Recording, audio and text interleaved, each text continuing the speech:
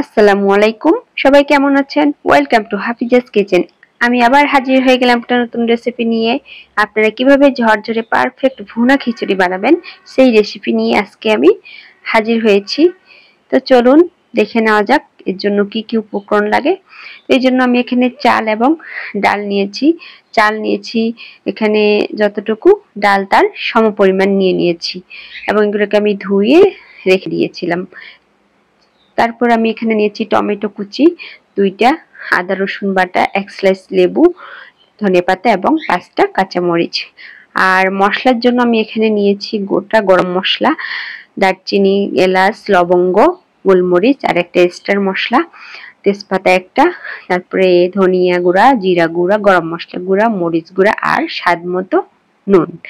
আর এখানে আমি পেঁয়াজ 3টি স্লাইস করে কেটে নিয়েছি ছোট ছোট করে। এখন আমি প্যানে 2 কাপ পরিমাণ তেল দিয়ে দিব। তেল দিয়ে সেখানে আমি পেঁয়াজগুলো দিয়ে দিব।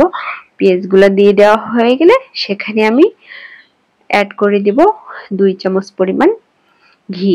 ঘি দেওয়ার পর পেঁয়াজগুলোকে আমি নেড়ে চেড়ে দিব।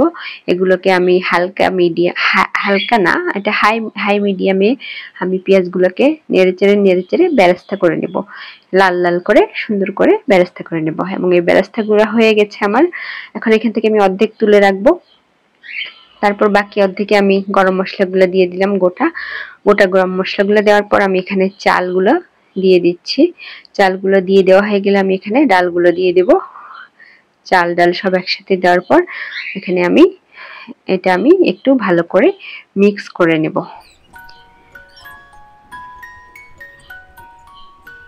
সুন্দরভাবে সবগুলা মিক্স করে নিব, নেড়ে চেড়ে উপর নিচ করে নেড়ে চেড়ে। তারপরে আমি দিয়ে দিব স্বাদ মতো নুন।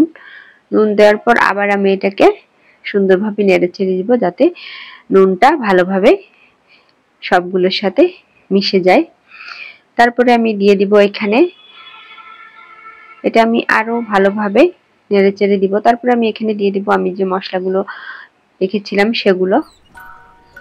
তারপরে দিয়ে দিব ধনেপাতা কুচি, আদা রসুন আর কাঁচামরিচ সবগুলো দিয়ে দিব, টমেটো সবগুলো দিয়ে আমি ভালোভাবে এগুলো নেড়ে চেড়ে মিক্স করে নিব। এবং এটা আমি মিডিয়াম লো আছে 5 থেকে 7 মিনিট এটা সুন্দর করে নেড়ে চেড়ে চাল ডালগুলোকে একবারে ঝরঝরো করে ভুনা করে নিব। দেখেন ঠিক এইরকম একবারে ভুনা করে নিতে হবে মিডিয়াম আছে। যতই আপনি এভাবে ডালটাকে ভেজে নেবেন তত খিচুড়িটা বেশি টেস্টি হবে। আর আমি এখানে পানি অ্যাড করে দিচ্ছি। আমি এখানে চাল ডাল সহ মোট 3 মগ পরিমাণ এই মগ দিয়ে নিয়েছিলাম, তো এখানে আমি 6 মগ পানি অ্যাড করে দিলাম। দেওয়ার পর আমি লেবুটা এখানে দিয়ে দিচ্ছি, লেবুর স্লাইসটা যে নিয়ে নিচ্ছিলাম সেটার রসটা দিয়ে দিচ্ছি।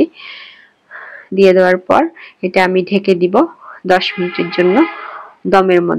দমে রেখে দিব, মানে চুলা হালকা মিডিয়াম আঁচে রেখে দমে রেখে দিব 10 মিনিট। তারপর আমি যে পেঁয়াজ বেরেস্তাগুলো তুলে রেখেছিলাম সেগুলোতে 1 চামচ পরিমাণ চিনি দিয়ে মেখে রেখে দিব। এটা আমার পরবর্তীতে দিতে হবে খিচুড়িতে। তো 10 মিনিট পর দেখেন আমার খিচুড়িটা পারফেক্টলি কুক হয়ে গিয়েছে। এখন এটা আমি সুন্দরভাবে নেড়ে চেড়ে দিব, উপর নিচ করে নেড়ে চেড়ে দিব এভাবে যাতে নিচে উপরে সমানভাবে একবারে সিদ্ধ হয়ে যায় খিচুড়িগুলো। তারপরে আমি এটার উপরে বেরেস্তা ছিটিয়ে দিচ্ছি সুন্দরভাবে।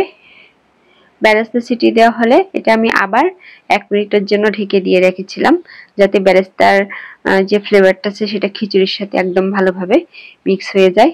দেখেন কি সুন্দর পারফেক্টলি কুক হয়ে গিয়েছে, দেখতে অনেক সুন্দর লাগতেছে মাশাআল্লাহ।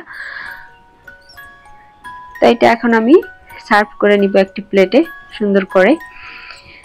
দেখেন অনেক সুন্দর হয়েছে কিন্তু, এবং এটা কিন্তু খেতেও অনেক মজা হয়েছে। আমি এখন এটাকে সার্ভ করে নিচ্ছি একটা প্লেটে। বেরেস্তাগুলো সহ দেখেন কি সুন্দর মিক্স হয়ে গেছে। আর আমি এটা দেখাচ্ছি কিরকম ঝরঝর হয়েছে খিচুড়িটা। এত ঝরঝর হয়েছে এবং ভুনা সুন্দর হয়েছে যে একটা একটা করে ভাত আপনি গুনতে পারবেন। এত সুন্দর ঝরঝরে এবং পারফেক্ট কুক হয়েছে খিচুড়িটা। আর আপনারা যদি এভাবে রান্না করেন অবশ্যই পারফেক্ট হবে। আশা করি ভিডিওটি ভালো লেগেছে। ভালো লাগলে লাইক, কমেন্ট, শেয়ার এবং সাবস্ক্রাইব করতে ভুলবেন না। সবাই ভালো থাকবেন। আসসালামু আলাইকুম। আল্লাহ হাফেজ। Goodbye.